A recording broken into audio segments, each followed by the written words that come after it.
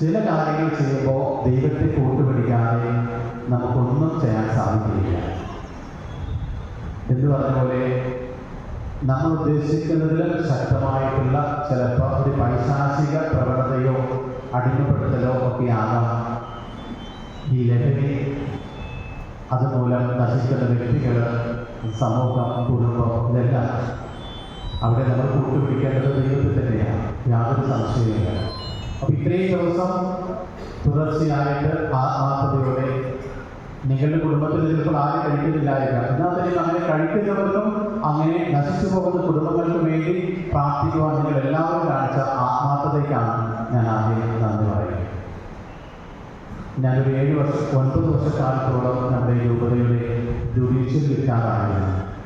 കരമന കോടതിയിൽ വിവാഹബന്ധം അതിന് തുടർന്നു കൊണ്ടുപോകാനായിട്ട് സാധിക്കില്ല എന്ന രീതിയിൽ